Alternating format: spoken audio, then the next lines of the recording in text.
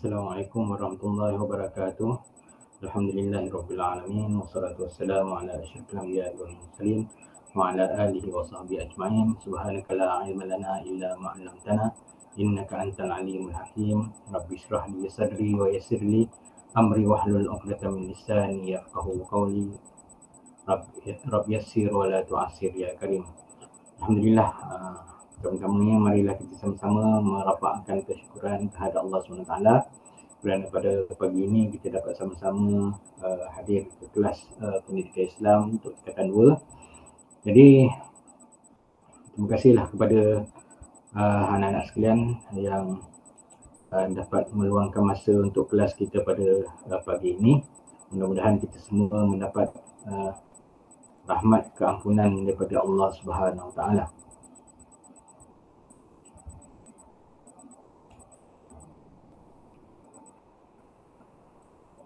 Jadi insya-Allah pada pagi ini kita akan sentuh pelajaran yang ke-13, iaitu panduan daripada Allah Subhanahu Wa Taala. Panduan apa benda yang Allah Taala turunkan kepada manusia yang untuk dijadikan panduan, untuk dijadikan panduan kepada kita sepanjang kita hidup di muka bumi Allah Taala ni.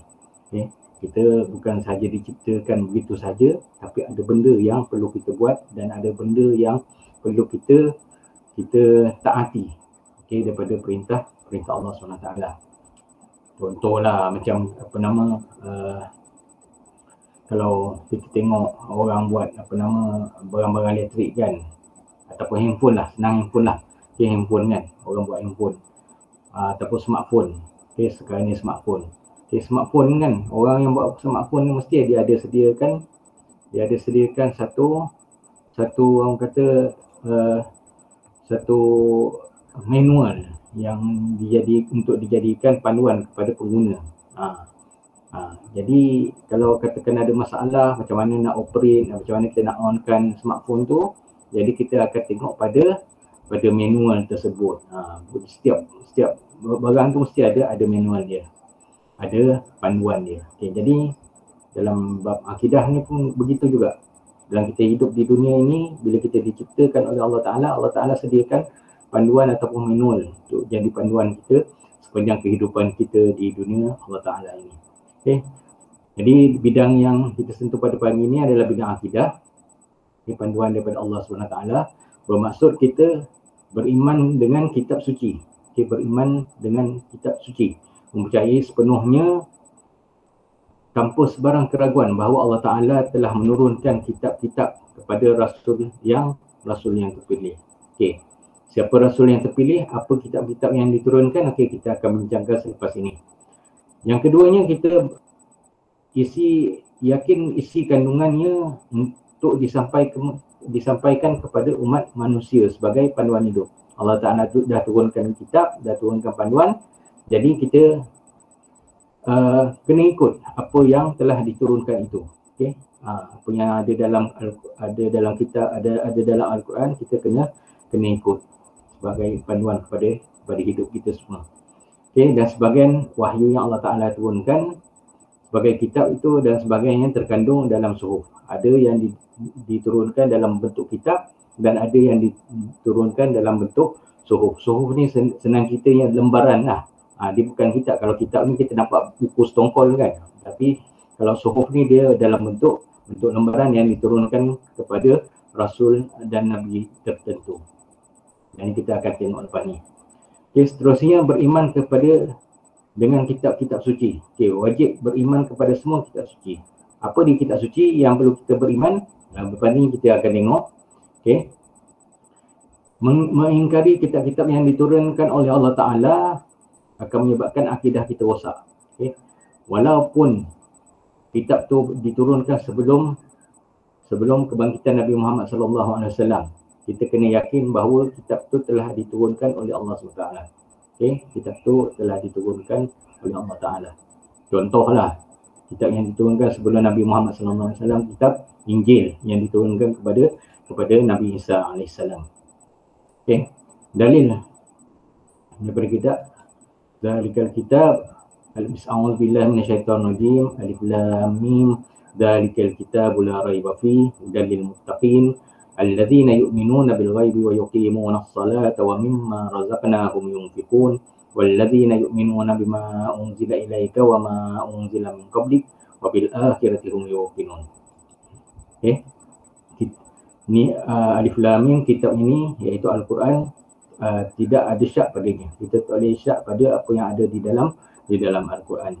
Okey, apa yang didatangkan di dalam Al-Quran itu adalah sempurna, menjadi petunjuk kepada orang-orang yang bertakwa dan orang-orang yang beriman kepada perkara-perkara ghaib dan mendirikan sembahyang dan membelanjakan sebahagian daripada rezekinya, iaitu mendermakan sebahagian daripada rezekinya yang kami berikan kepada mereka.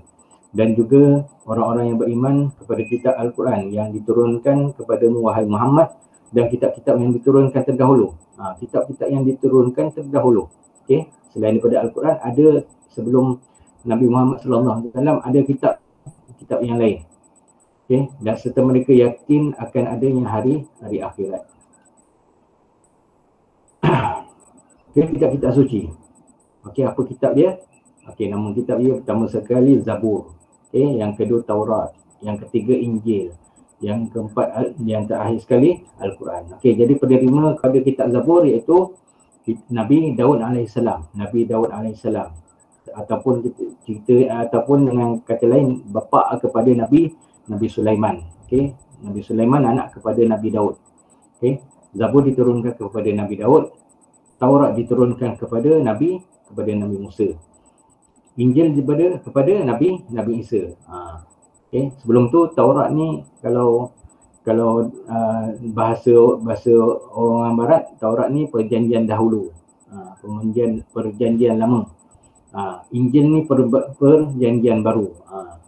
Itu kata-kata orang barat lah. Okey. Dan yang terakhir sekali Al-Quran diturunkan kepada Nabi Muhammad sallallahu alaihi wasallam.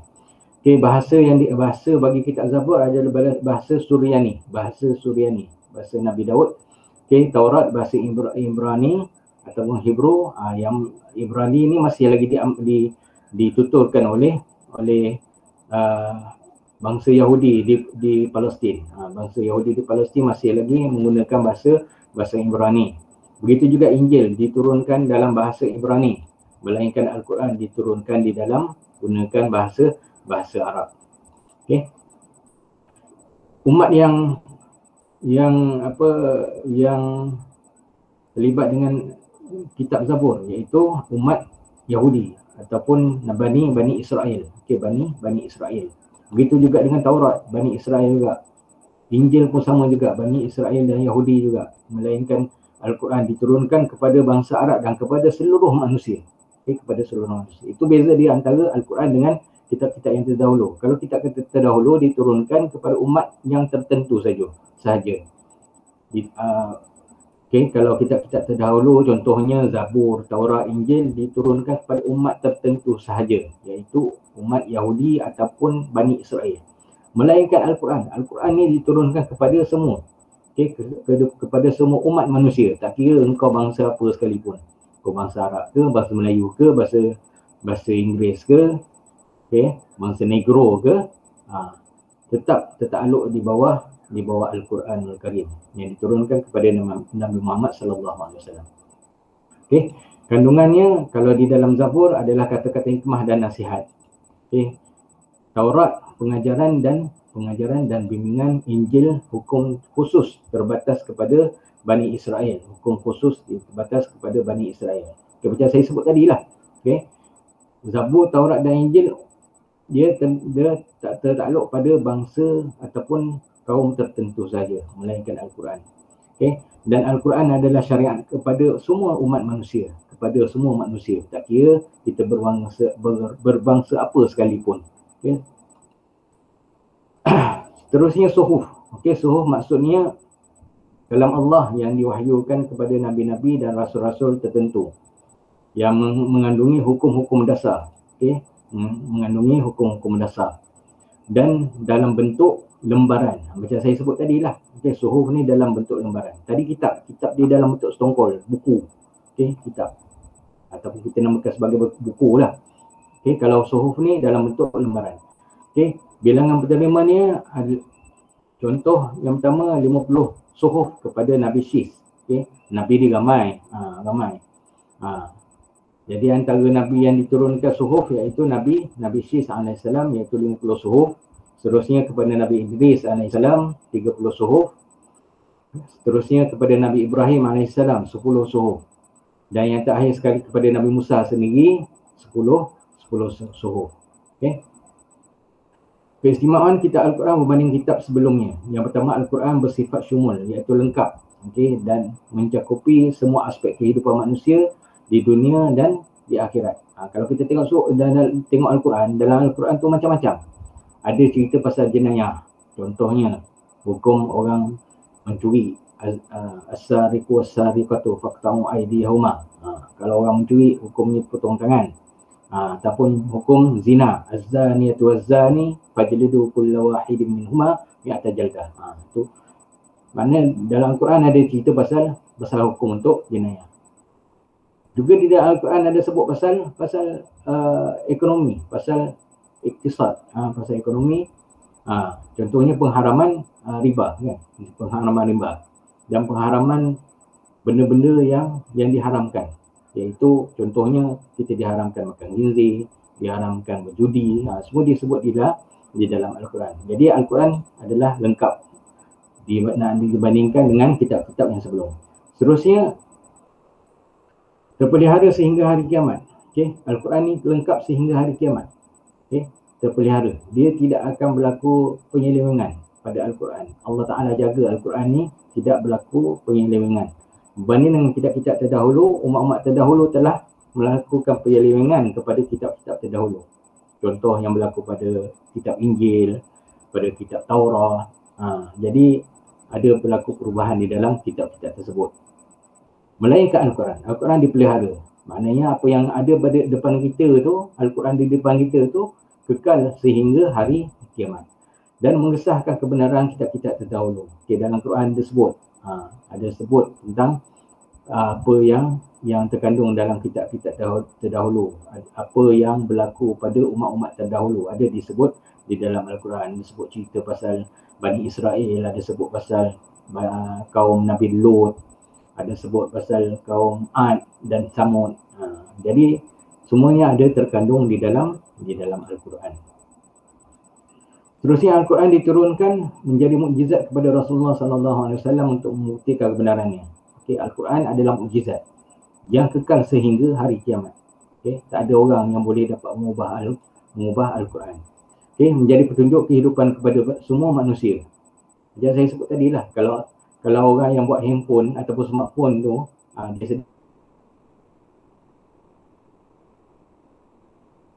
sediakan manual begitu.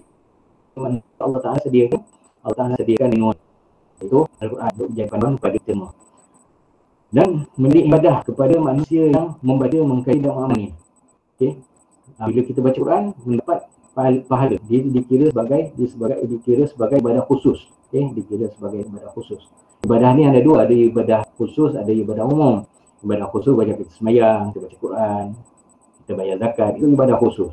Ibadah umum contoh kita belajar, kita bekerja, kita mengajar, itu semua adalah ibadah umum. Okay, kandungan Al-Quran. Isi kandungan Al-Quran lengkap merangkumi semua aspek macam saya sebut tadi. Ada cerita pasal ekonomi, ada cerita pasal umat terdahulu, ada cerita pasal jenayah, okay, hukum-hukum tertentu untuk jenayah-jenayah tertentu. Ada cerita pasal akidah, dah tentulah. Nak ceritakan pasal akidah, dah tentu memang ada di dalam Al-Quran. Antara contoh-contoh kandungan Al-Quran, okay, tentang akidah macam saya sebut tadi. Perintah Allah beriman kepada Allah, malaikat, kitab dan rasul. Ada sebut secara jelas di dalam Al-Quran. Dalam ibadat, okay, contohnya perintah menunaikan solat, ada disebut dalam Al-Quran. Menunaikan puasa, kalau kita itu bulan Ramadan kita berpuasa, kita berzakat, zakat orang yang cukup nisab ataupun orang yang dah cukup kemampuan dia untuk bayar zakat. Dan begitu juga dengan haji. Sekarang ni kita dalam bulan Zulhijjah. Okay, untuk orang yang terpilih dapat menunaikan haji. Okay, akhlak, contohnya berbuat kebaikan kepada ibu bapa. Okay, ada disebut dalam Al-Quran. Begitu juga dengan muamalat. Okay, contohnya urusan jual beli, gadaian, pengharaman riba, semua ada disebut di dalam Al-Quran. Munakahan, iaitu nikah kahwin. Bahkan fitrah manusia memang nak akan nikah kahwin. Okay, jadi dalam Al-Quran sebut. Okay, adanya cerita pasal macam mana nak berkahwin, menikah, dan adanya cerita pasal perceraian. Kalau nak bercerai macam mana? Manalah tahu kan, kod apa nama jodohnya singkat. Jadi di dalam Al-Quran diterangkan perkara ni. Okay, jenayah, contohnya penetapan hukum hudud untuk kesalahan tertentu. Macam saya sebut tadi lah, hukum orang mencuri, hukum orang berzina dan sebagainya. Okay, siasah, iaitu politik. Okay, cara nak pemilihan pemimpin dan syura. Okay, ada disebut dalam Al-Quran. Sejarah, sejarah cerita umat-umat terdahulu, macam mana kisah Nabi Lut. Okay, macam mana kisah umat Nabi Lut, macam mana kisah kaum Ad dan Samud dan sebagainya. Okay, perkara-perkara gaib, iaitu dosa, pahala neraka dan syurga dan padang mahsyar, ada disebut di dalam Al-Quran. Benda-benda ni kalau tak diturut, tak ada kalau tak ada di dalam Al-Quran, dia akan menyesatkan manusia. Manusia akan tersesat tanpa panduan. Jadi Al-Quran dah cerita dah segala-galanya untuk dijadikan panduan. Begitu juga dengan perbuatan. Keistimewaan madu ada disebut dalam Al-Quran. Jangan ingat, dalam Al-Quran ada sebut pasal madu. Okay, penemuan sains dalam Al-Quran iaitu antaranya proses kejadian manusia. Ada disebut secara detail dalam Al-Quran. Sebelum manusia jumpa buat kajian tentang kejadian manusia, Al-Quran dah sebut terlebih dahulu. Okay? Dan kulit manusia yang menjadi medium apabila merasai rasa sakit. Okay? Ada disebut dalam Al-Quran. Bila kita cubit, terasa sakit. Okay? Kesan beriman kepada Al-Quran, kita akan mendapat hidayah daripada Allah Ta'ala. Hidup kita diredai oleh Allah Ta'ala. Jiwa kita akan menjadi tenang. Hidup aman dan sejahtera. Dan melahirkan umat yang berilmu dan maju. Kalau siapa yang mengkaji Al-Quran, dia akan membawa kepada kemajuan. Al-Quran bukan statik untuk orang zaman Nabi SAW saja. Terguna pakai sehingga hari kiamat. Ciri-ciri Al-Quran sebagai mukjizat. Al-Quran tidak dapat dibuat dan ditandingi oleh sesiapa. Kena ingat tu. Tak ada siapa yang dapat mampu membuat satu kitab umpama Al-Quran. Tak ada orang yang mampu. Hatta orang tu cerdik macam mana sekalipun, tetap tidak dapat menandingi Al-Quran. Isi kandungan Al-Quran terpelihara kesahihannya. Macam saya sebut tadi. Apa yang ada dalam Al-Quran tu kekal sehingga hari kiamat. Lengkap merangkumi semua perkara kita dah sebut tadi. Macam-macam ada politik, ada ekonomi, ada ibadah, ada akidah dan sebagainya. Okey, dan sesuai pada bila-bila masa dan tempat. Okey, tak kira dekat tanah Arab ke, dekat Malaysia ke dan sebagainya, kekal untuk digunakan oleh manusia. Okey, itu saja daripada jadi slide saya telah habis setakat sini saja. Mudah-mudahan anak-anak semua mendapat manfaat daripada apa yang telah saya bentangkan sebentar tadi. Mudah-mudahan kita semua dapat menjadikan Al-Quran sebagai panduan hidup dan dijadikan amalan sepanjang hayat kita, insya-Allah.